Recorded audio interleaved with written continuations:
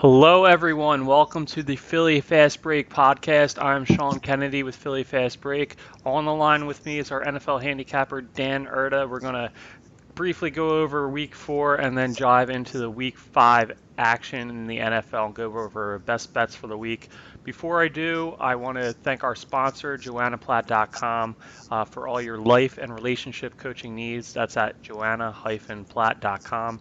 And you can check out her podcast, the Love Always Joe podcast, available on iTunes. On the most recent one, she talks about how to combat seasonal anxiety disorder and kind of create your own inspiration list to help you overcome that. So give that a look, and thank you very much to joannaplatt.com for being our sponsor. All right, Dan. Much like the NFL, a couple ties for you last week. It's a tie-heavy season so far. You went 1-2-2 last week with a couple pushes.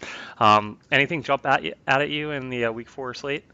Not too much. The one push that the Oakland push kind of sucked because by the time the game kicked off, Oakland was down to -2.5. So if I waited on that, I would have gotten a better number and I would have won. So that one hurt a little bit. Other than that, like of the plays I made last week, like if the Giants played Alabama, I wouldn't take the Giants. I'm just done taking the Giants. Every time I take them, even in the best spots, they lose for me. So I'm done. Yeah, I think Saquon Barkley had more help when he was at the collegiate level taking on teams like Alabama than he does now with the Giants. I completely agree. It's brutal.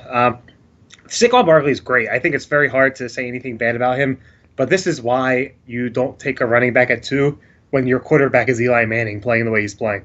Yeah, he's completely washed up. Their offensive line's terrible. They're basically using Barkley as a valve for Eli to dump it off behind the line of scrimmage, which is a complete waste of his talents. Yeah, it's not looking good in New York. They may regret for years to come not taking a quarterback last draft, or they could just be so bad this year that they'll get a quarterback in the upcoming draft. So maybe it'll end up working out for them. We'll see. Right. If that ends up working out, they have Barkley and a quarterback. But I don't know who. I don't really like the quarterback class this year. But I'm not Mel Kiper. Yeah, we'll wait till April or so to really start diving into that. Sure. All right, so let's move ahead to week 5. You already had a play you put out there. You put it on Twitter. Everybody followed Dan. You changed your handle? Was it at Eagles Dan 88 now? At Eagles_Dan88. Just make it a little harder for potential employers to see the trash I post on Twitter most of the time. It's been this for about a year. I do put every time we do a column or anything, or every time we do a podcast, I do say to follow because I do like to get lines I think are going to move, and I do like to get Thursday games in early.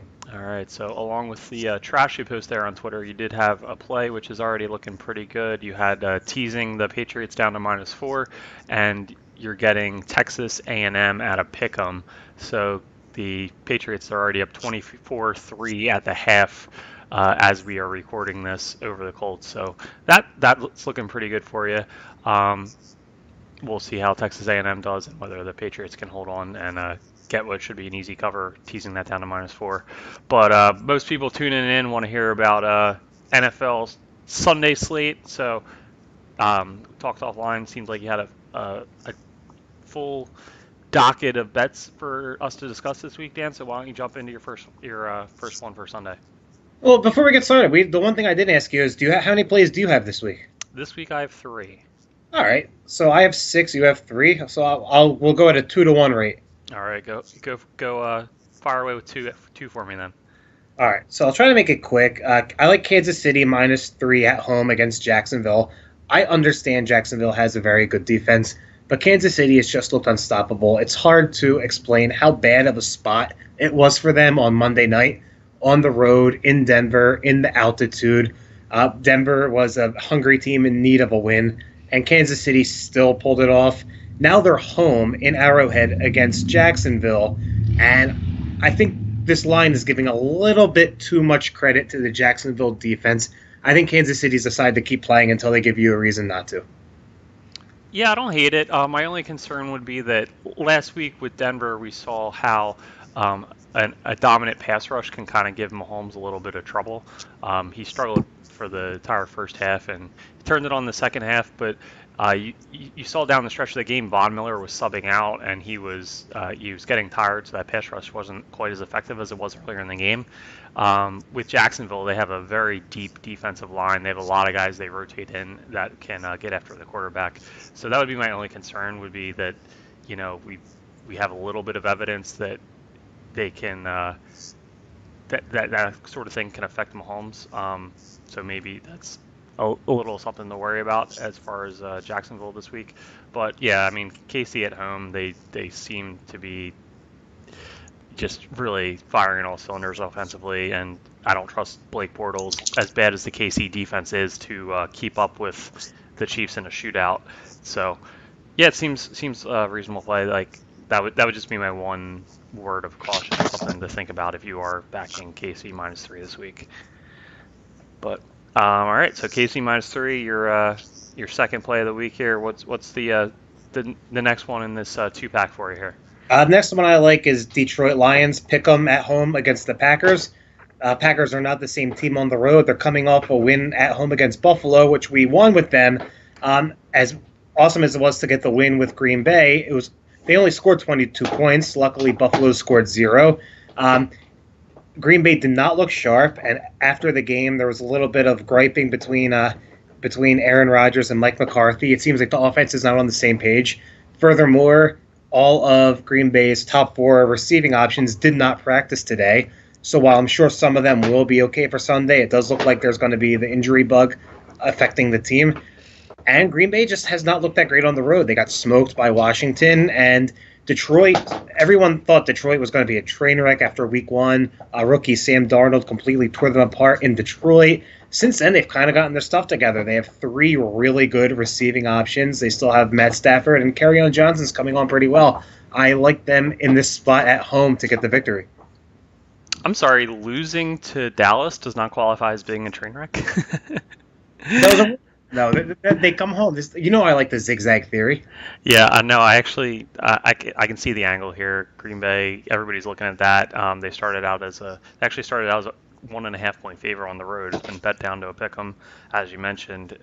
Like Green Bay, just very public team, but I think a lot of the sharp money was coming in on Detroit. Green Bay's defensively, Detroit should be able to move the ball against them. They have that 3-headed monster at receiver. And yeah, as you mentioned, the Packers just have so many injuries offensively. Devontae Adams was a little banged up. He's still expected to play, but he missed a practice this week. And Geronimo Allison and Randall Cobb are both questionable, so they may. I don't think those two are going to play. I agree with you. I think Adams will play. I think there's a good chance that Cobb and Allison don't. And after that, they have 3 rookies. Yeah, it's Vasquez Scantling or something. Their 4th-round pick.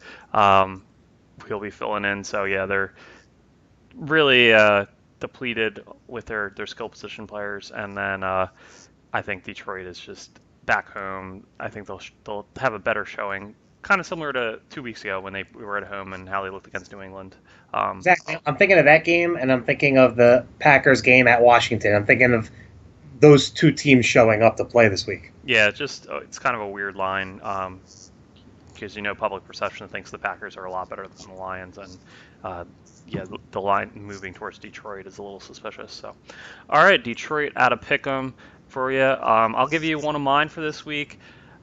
I was burned on this last week. I bet the under in the Oakland-Cleveland game. I've since learned my lesson. I'm taking over 52.5 in the LA Chargers-Oakland game. Oakland all season has been an absolute sieve defensively. They traded away the guy who's probably going to win Defensive Player of the Year in Khalil Mack. They can't stop anyone. They couldn't stop the Browns last week. Cleveland probably would have won that game if they had correctly ruled that fumble was a fumble and hadn't blown the play dead. Oakland has been looking pretty good offensively, though. Derek Carr's, he's finding Amari Cooper and Jordy Nelson. And Jared Cook. They're moving the ball well. Marshawn Lynch kind of looks like the beast mode of old. They're putting points on the board, and against the Chargers, who same old story for the Chargers. Their offense is great and their defense is not, and they make a couple especially with Joey Bosa out, and they make a few bonehead plays to shoot themselves in the foot every game. So 52.5, it's not a super crazy line like that Pittsburgh Atlanta line that's all the way up at 57. So you're basically looking at like a 31-24 game here, and I don't see how these teams don't reach that, given how poor the defenses are and how well the offenses are able to move the ball up and down the field. Yeah, I like it. I don't think there's any flaw in that argument. You know how I feel about taking unders in general. I certainly wouldn't take that one. I think that you could make an argument that Oakland's defense on the road might struggle, but I think they'll do enough. I do think Oakland's defense on the road would struggle. I meant offense. Yeah, I mean, I just think I don't really trust the Chargers to be able to. That's fair. They're not a shutdown defense, at least until Bosa comes back.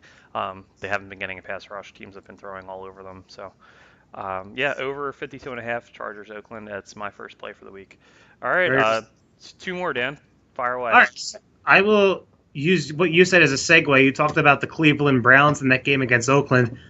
Cleveland Browns really could be 4-0 right now. Now, obviously, there's reasons they're not 4-0, coaching, experience. But if you go week by week, every week they could have won the game. Last week, you talked about that fumble that was ruled down, which was one of the worst calls ever. They also screwed the Browns when they changed the spot to make them short of a first down. Yep. On a play where maybe he was short, maybe he wasn't, but there was absolutely not evidence that made it so they should have overturned the call on the field. The Browns just got completely screwed.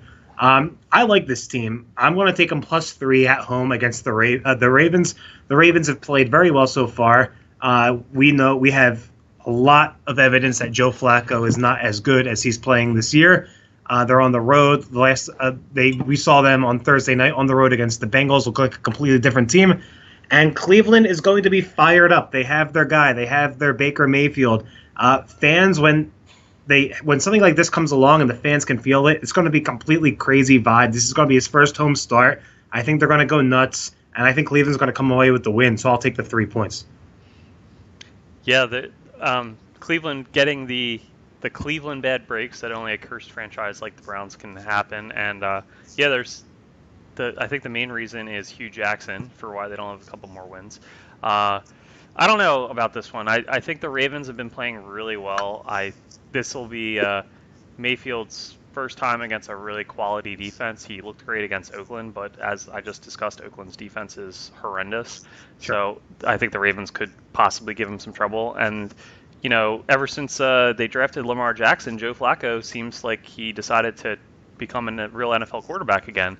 And him and John Brown have been having a nice connection. They've got Brown and Crabtree, so they have it's not a top receiving core, but they have some decent weapons out there. I don't know. I can see a scenario where Mayfield struggles against a good defense, and everyone kind of remembers he's a rookie. That's why I would shy away from Cleveland in this one. But I do think they have been playing well, and I didn't pan out for me last week, but I discussed last week how I do like their defense. So we'll see how it goes for you. So Cleveland +3 is Dan's next play, and you got one more for us, Dan, before we go back to one of mine. So you mentioned that crazy high total in the Steelers-Atlanta game. I'm going to stay away from the total. I kind of lean the over. This game has the makings of being one of the highest scoring games in NFL history. As much of an exaggeration as that is, it probably won't end up like that, but it could. These secondaries are terrible. This could just be marches down the field back and forth. But I really like the Steelers -3 here. They are in desperate need of a win. They're a veteran team coming home, and they're playing against the Falcons, who've been putting up points like crazy lately, but they've been indoors. When they played outdoors against Philadelphia at the Link, they struggled really bad. That's why I'm not playing the over. I think that there's a pretty good chance Atlanta is a little bit sluggish in this game. I think the Steelers this is going to be the game where the Steelers take out all the frustration, all the Le'Veon Bell frustration, they tied the Browns frustration, all that. If they're going to right their ship at all this year, it's going to be this Sunday, and I'm going to bet on the however many years worth of Mike Tomlin and Ben Roethlisberger that show that they're a quality team. I think that they make a statement this game and win handily. So I checked the lines right before the podcast. I was seeing it at 3.5, just to double check. It's still at 3 for you. I have a 3 right now. It's probably one of those things where it depends on the book, but for mine right now, it's 3. All right, so everybody make sure you shop around as always. So Pittsburgh -3. Yeah, I agree that Atlanta is definitely a different team when they're outdoors. I think their defense is garbage. We saw against the Bengals last week. Matt Ryan, I think I heard a stat where teams that scored 36 points without turning it over are like 400 and some wins to like 4 losses, and 2 of those losses are the Falcons, um, and they just can't stop anybody defensively. They have 3 of their best players are out basically for the year, which you can't plan for that. As a team, they're just injured like crazy. Yeah, it's just bad luck for them this season. I don't know. I think it's just gonna. I think it's gonna be a shootout. Obviously, with the line being 57, will Atlanta be able to score enough against a Pittsburgh defense that's been playing pretty poorly as well? I don't know. Yeah, I'm inclined to take the points in those situations where it's just neither side can stop the other side. But yeah, maybe as you mentioned, the Falcons being outdoors thing will just be a factor. So. All right, we'll see how that one plays out for you. Pittsburgh -3, your next one. All right, I guess I'm up, and I know you're not going to like this one, but I like Minnesota +3. They're at Philly this week. Yeah. Are you going to the game this week? We are going to the game. All right, so I think we all know it's no secret by now with Rodney McLeod's injury, the secondary is just in dire straits. Jalen Mills and Ronald Darby have not been playing well. Corey Graham was exposed as a full-time starter last week.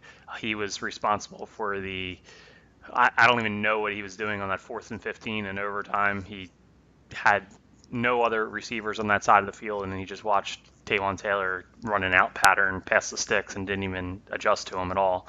But their secondary's been pretty bad all year, and especially bad since McLeod went out.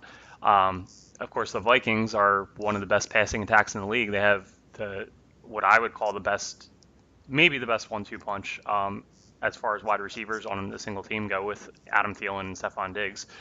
I don't see how they'll be able to really contain those guys.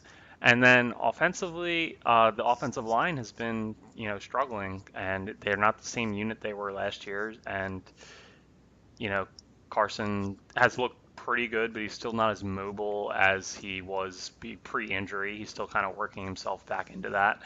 So I just think the Vikings have a pretty good pass rush. They'll be able to do some stuff, and I think the Vikings will keep this close because I think the Eagles' defense is really going to struggle to stop them this week. I mean, it's if only there were a game recently in which the Vikings came into Philadelphia that you could use as a reference to not make that. Well, like they had, it was a different team. They had McLeod and they had Patrick Robinson back there. It was a completely different secondary. And the Eagles have Carson Wentz, and they have Jason Peters, and they have Jordan Hicks. Overall, it's the same thing. All right, so from a not sarcastic point of view, I don't like that play. I actually almost took the Eagles, but I didn't because I felt like I might be a little bit too biased. You're right. They have Kirk Cousins is doing excellent, and they have the 2-headed monster at receiver. But they have a very, very horrible offensive line, which does not bode well for the Eagles' defensive strength, which is their pass rush. Dalvin Cook is probably not going to play, so the Eagles are not going to have to worry about a run game. They're just going to rush the quarterback and make him get rid of the ball quick, not give anyone time to get open. And then, you know what? It's Carson Wentz at home. The Eagles in the last season, I think they lost one home game all year, and it was that last game against Dallas that they didn't even play their starters. Their B team barely lost to Dallas's A team. And it takes stones to go against this team at home. If you want to do it, health, I hope you lose that one badly. Yeah, the other thing I forgot to mention, Minnesota was the Thursday night game, so they've had a little extra time to rest and prepare for this one. But yeah, I mean, Hey, if I'm wrong, I think I'll happily take the L, given this is a pretty critical game for the Eagles right now. It's sitting at 2-2. So yeah, either way, I think I'll be happy with this one. Hopefully, I'll take an Eagles 2-point win. That'd be good with me. It wouldn't be good with me because that would mean that we're having a heart attack at the stadium at some. Maybe they're up 9 and there's a garbage time touchdown or something. Fine. If it plays out just like that, I'm good with it. All right. So go ahead. So that's my second one of the week. Dan, what are your final two for this week 5 slate? All right, so we like to talk ourselves up of being smart betters, sharp betters, but sometimes you got to play around with the squares. And I'm going to play around with the squares on this one. The Rams -7 at Seattle. The Rams have looked unstoppable. They're kind of looking to be like the Patriots were during that long stretch where you just can't bet against them, no matter what the situation, no matter what the spot. And the Seahawks are terrible. I understand people are like, "Oh, what about that Buffalo Minnesota game?" But I said this last week. I'm just wiping that game from my memory. The Rams are so much more talented than the Seahawks right now. They're clicking on all cylinders. And like you said, they played in the Thursday night game, so they have had extra time to prepare for this game. I can't see this not being a blowout. I'm okay to lay the touchdown. All right, so I'm right there with you. This is actually involved with my final play, so I'll just go ahead and give that one. I like the Ram. I'm actually teasing the Rams down to -1, and I'm also teasing Carolina down to a half point. Um, I think we kind of discussed both these. You just gave all the same points I was going to touch on regarding the Rams. Seattle had their best defender go out for the season last week and give the middle finger to the sidelines. So if that doesn't give a perfect illustration of the state of that team right now, I don't know what does. What do you think is worse? A defender quitting at halftime or flipping off the sideline as he's being carted off? That's a good question. I think quitting, like Earl Thomas was pissed at the team, but he was out there. He was still Yeah, playing. He played really well the week prior. He had against Dallas. He had I think, did he have 2 interceptions or just one? He had at least one interception against Dallas. So he's out there. That's better than a guy just saying, screw this, we're so terrible, and I'm playing like garbage. I'm just going to never play football again. I think, yeah, that'd probably be worse, but that's a close one. So yeah, I like the Rams down to -1. I don't hate them to -7, but just on the road, I felt a little more comfortable teasing that down. And then we talked about how bad the Giants have been playing, and then Carolina coming off a bye at home. I just don't see how they don't beat the Giants. So teasing them down to half a point as well. I agree. I like it. Carolina's a little bit of a weird team. They're one of those teams that could throw up a clunker anytime. But you're right. Coming off a bye, I like that teaser a lot. All right, so that was my third play. You had the LA Rams at -7. What's your final play for the week? My final play is we talked about Dallas earlier. I think Dallas sucks, and I think that they got that win last week, and people are starting to think, wait a minute, maybe they didn't look terrible. No, that was a good spot for them. Now they go on the road. Houston is starting to get their act together. I like Houston -3. Deshaun Watson came back off of ACL surgery. He did not look good his first couple starts, and that's to be expected. Not everyone is Adrian Peterson, who comes back and looks like nothing ever happened, but he's playing himself back into shape. He has a nice shiny new toy in Kiki Kuti, who just came back off of injury, and their offense looks to be getting significantly better. And Dallas's offense really, really sucks, and I'm not letting one game change my opinion on that. I think Houston is going to win this one by more than 3 points. I like Houston -3. All right, yeah, Dallas won last week, but they did not cover. That was my only win last week, was taking Detroit on the road +3. Yeah, I saw this at -3.5. So another instance where make sure you shop around, people. I guess, yeah. Do you use Bovada? I check OddsMaker typically Okay. before the podcast, for the lines I'm presenting on the podcast. I do have a Bovada account as well, though, but that's not Bovada is known to be the favorite. Like, there's always the extra half point. Like, Bovada is good for people who like to bet underdogs because they tend to like err on the side of the favorite being a half a point higher. okay. Well, so this was the favorite being half point lower though in this instance, right? Or do I have that backwards? Yeah, right. Well, Because no, you said I have Houston -3. You said it would be 3.5, so that would favor people who would want to bet on Dallas. So you'd be getting an extra half point. right, so odds maker would be favoring the underdog. Well, Bovada used to be called Bodog. They specifically catered for like people for underdogs. Like if you let's say you wanted to bet Dallas, you would want that 3.5, not the 3. Yeah, exactly. So Bodog would have like the 3.5. That's why I asked you if you had a Bovada account. Oh, okay, but your line's not from Bovada. That's why I was No, confused. no, no. Okay, Mine's -3. I'm not Bovada. okay, that's why I was confused. Gotcha. Okay. All right. As far as this game goes, yeah, Houston's the better team, and we talk, I think, almost every week about how bad we think Dallas is. So I'm not going to, suddenly change course and say they're a good team. I think they're terrible. I don't know if I'm 100% convinced that Houston is, a team I want to lay points with. Um, so that's just why it's a stay away from me. They barely pulled out a game against the Colts last week. As I'm sitting here watching the Colts get absolutely blown out by New England, and the Colts have looked pretty bad all year themselves. So I don't know how much stock I want to put into that. Yeah, that's I'm leery of laying points with them just for that reason. But I'm not going to argue against fading Dallas, given how bad I think they are as a team. So all right, I think that about wraps it up. My three plays were the LA Chargers Oakland over 52.5, Minnesota +3, and a two-team teaser with Carolina -0.5 and LA -1. You had that teaser you tweeted out already. That was New England -4 and Texas A&M pick'em. So we'll see how that turns out. As for Colts the just scored a touchdown though. spoiler alert, I'm behind on my streaming. Was it Ryan Grant or Chester Rogers? I mean, I should tell you it was just to make you just. Oh, is Eric Ah, Ebron? it, Nope. it, it was it was Eric Ebron. Yep, it just played. I'm on like a 9-second delay because I stream on my Roku player. Ah, All right, so yeah, maybe that Patriots -4 doesn't look quite as good now. We'll see. All right, as for the rest of your plays, you have KC -3, Detroit Pick'em, Cleveland +3, Pittsburgh -3, the LA Rams -7, and Houston -3. All right, so that'll wrap it up for our Week 5 discussion. Dan, you're heading to the Eagles-Vikings game Sunday. What's the plan? What time are you getting down there to tailgate?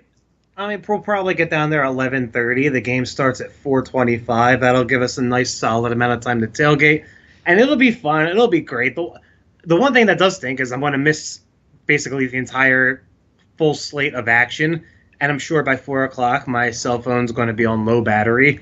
I want to do the best I can to keep track of what's going on in the NFL, make in-game bets when I need to, which is another thing. We need to talk about that on the podcast once. In-game bets have completely changed everything. I can't even tell you how many losses I've been able to negate by betting on in-game. But we'll talk about that another time. But yeah, I'll be down there all day. I guess it's just going to be a wash when it comes to following the rest of the league. But it should be an absolute shit show. When you get Philadelphia fans that many hours to tailgate, you're going to expect a really rowdy crowd. Yeah, that late after that's like the perfect time to start a game. I remember back in college, the 3:30 starts were always the best. Because the night game, that's too much. People start too early in the day, and then by the time night rolls around, you're not in good shape to actually watch a game.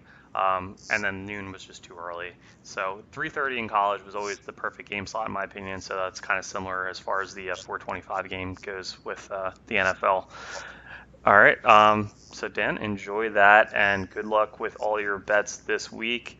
And good luck to everybody listening, and we will talk to you guys next week. See you next week.